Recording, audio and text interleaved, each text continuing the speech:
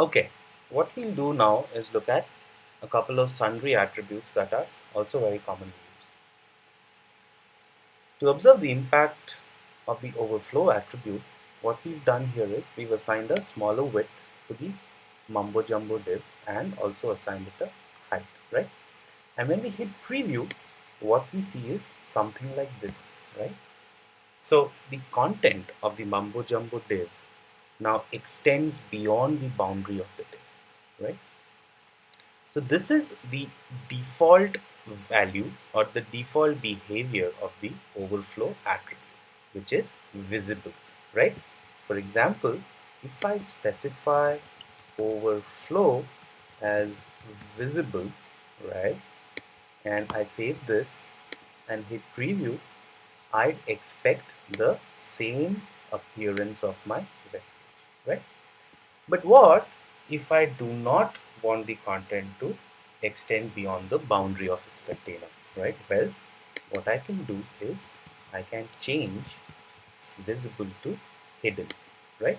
Save this file, hit preview, and what you see here is that the content which was earlier overflowing or extending beyond the bottom border of the div element is not visible anymore.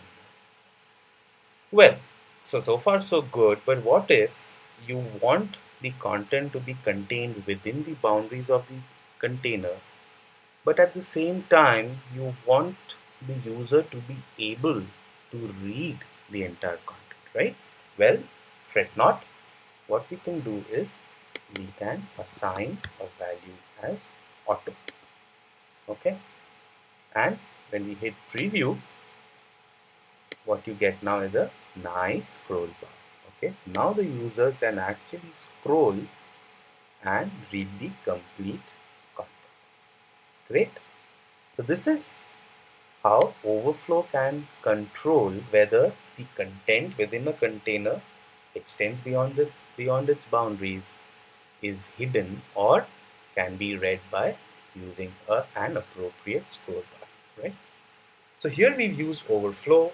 You can also control the overflow behavior in the x direction, which is horizontally, or the y direction, which is vertically independent of each other, right? For that, you shall use overflow dash x or overflow dash y. For a complete reference, refer to the attached CSS file. Right? There you go.